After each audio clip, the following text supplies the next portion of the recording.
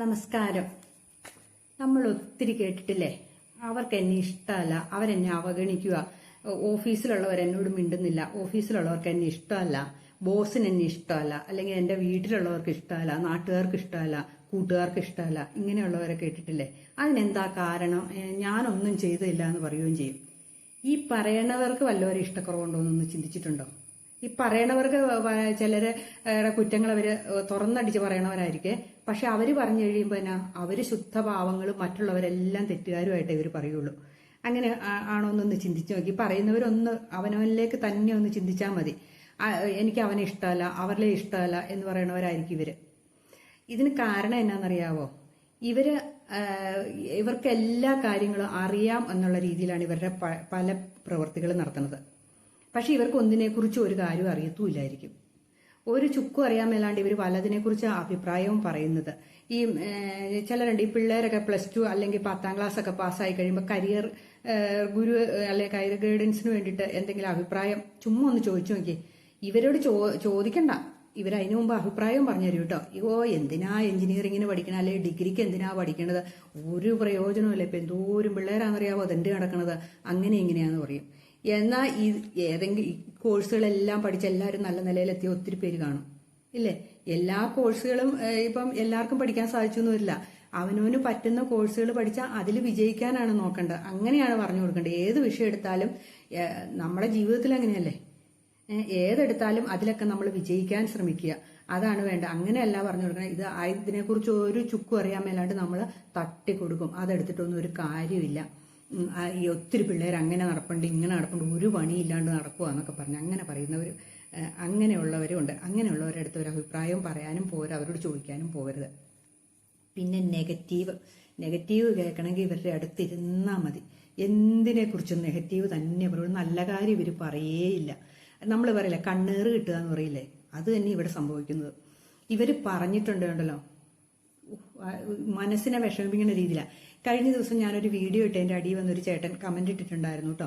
ആ ചേട്ടൻ പറഞ്ഞേക്കണതാണ്, ഒരാളെയും കൊണ്ട് ഒരു വീട് കാണാൻ പോയി, ഒരു പുതിയ വീട് കയർ താമസത്തിന് എന്ന് കഴിഞ്ഞപ്പം ആ വീട്ടിൽ ചെന്നപ്പോൾ ഈ കൂടെ പോയ ആള് പറയാണ്, വീടൊക്കെ നല്ല അടിപൊളിയാ, പക്ഷെ ഒറ്റ കാര്യമുള്ളൂ, ഇതിന് പൊളിക്കണമെങ്കിൽ ഭയങ്കര പാടാണ്. ഇങ്ങനെ പറയണവരും ഉണ്ട്. അവരുടെ മനസ്സിൽ വല്ലതും ഉണ്ടായിട്ട് പറയണാണോ അതോ ഇല്ലാണ്ട് പറയണോ അതൊന്നും എനിക്കറിയത്തില്ല. പക്ഷെ എന്നാ അവർ മിണ്ടാണ്ടിരിക്കണ്ടേ, അതുമില്ല. അവർ ചാടി അതിനുള്ള അഭിപ്രായവും പറഞ്ഞു കഴിയും. അങ്ങനെയുള്ളവരും ഒത്തിരി പേരുണ്ട്.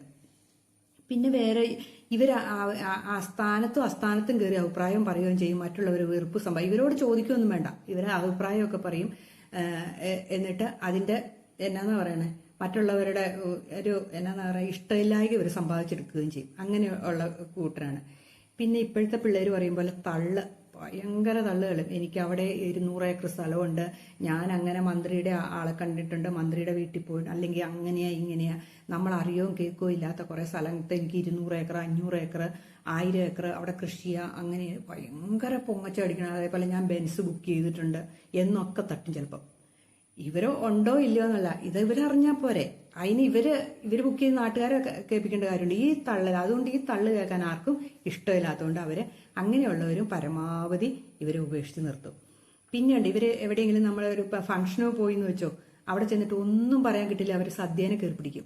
അല്ലെങ്കിൽ അവിടെ എന്നാ പറയണേ, അവിടെ എന്തെങ്കിലും ഒരു കുറവ് അവർ കണ്ടുപിടിച്ചിട്ട് പറയും, അയ്യോ ഇന്നത്തെ ഈ പരിപാടിയെല്ലാം കൊള്ളായിരുന്നു, പക്ഷെ സദ്യ ഒന്നിനും കൊള്ളില്ലാട്ടോ, ഫുഡ് മഹാമോശ, അങ്ങനെയെങ്കിലും പറഞ്ഞാൽ ഇവർക്ക് സമാധാനം വരുത്തുള്ളൂ.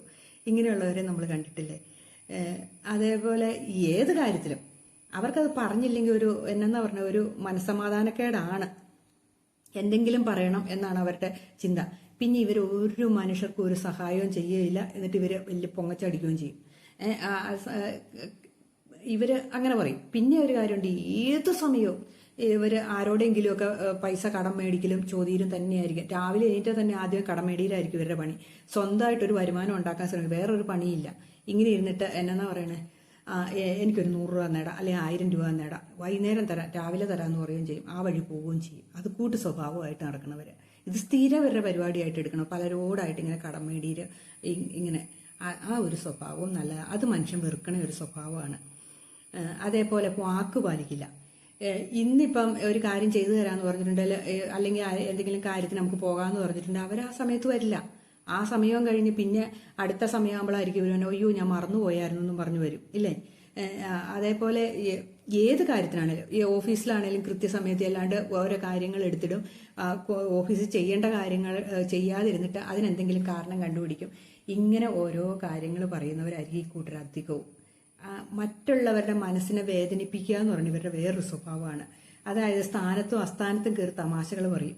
തമാശയാണെന്നാണ് ഇവർ പറയുന്നത്, പക്ഷെ മറ്റുള്ളവരെ വേദനിപ്പിക്കുന്ന രീതിയിലുള്ള ഒരു സംസാരമായിരിക്കും ഇവരുടേത്. അങ്ങനെയുള്ള മനുഷ്യരുമുണ്ട്.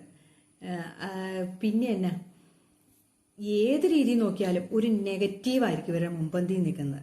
എന്നിട്ട് ഇവർ പറയുകയും ചെയ്യും മറ്റുള്ളവരാണ് എന്നെ കുറ്റം പറയണത്, മറ്റുള്ളവരെന്നെ വേദനിപ്പിക്കുന്നു, എന്നെ ആരും അംഗീകരിക്കുന്നില്ല, എന്നെ ഇഷ്ടപ്പെടുന്നില്ല എന്നൊക്കെ ഇവർ പറഞ്ഞുകൊണ്ട് നടക്കുകയും ചെയ്യും. എന്നാൽ ഇവർ ചെയ്യുന്നതെല്ലാം ഇങ്ങനെയുള്ള കാര്യങ്ങളായിരിക്കുകയും ചെയ്യും. ഒരു മനുഷ്യന് ഒരു ഉപകാരം ചെയ്യില്ലാത്ത കൂട്ടരായിരിക്കും കേട്ടോ ഈ പറയുന്ന ആൾക്കാർ. എന്നിട്ടാണ് അവർ മറ്റുള്ളവരെ നന്നാക്കാൻ. ഇത് എന്നാന്ന് പറയണ സമൂഹത്തിൽ ഒത്തിരി പേരുണ്ട് ഇങ്ങനത്തെ സ്വഭാവമുള്ളവർ. ഇങ്ങനെയുള്ളവർ നമ്മുടെ കൂട്ടത്തിലുണ്ടെങ്കിൽ നമ്മൾ ആ സ്വഭാവം പതുക്കെ പതുക്കെ മാറ്റിയെടുക്കുക, മറ്റുള്ളവരോട് സ്നേഹത്തോടെ പെരുമാറുക. എല്ലാവരെയും എന്നാന്ന് പറഞ്ഞാൽ എല്ലാവരോടും സ്നേഹം കാണിച്ചാൽ തന്നെ ഇവരുടെ എന്ന് വെച്ചാൽ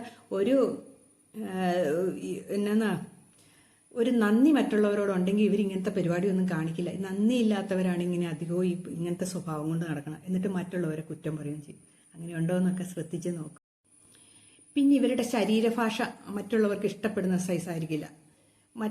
മറ്റുള്ളവരുടെ എന്നാ പറയണേ ഒരു തരം ബോഡി ലാംഗ്വേജ് ആയിരിക്കും ഇവരുടെ. സ്ഥാനത്തും അസ്ഥാനത്തും ഒക്കെ ഒന്ന് ഇങ്ങനെ മൂക്കിലും ഒക്കെ കൈയിട്ട് അല്ലെങ്കിൽ ചെവിക്കകത്തോ എവിടെയെങ്കിലുമൊക്കെ വസ്ത്രധാരണം എല്ലാം ഒരു പ്രത്യേക സൈസ് സ്വഭാവക്കാരായിരിക്കും.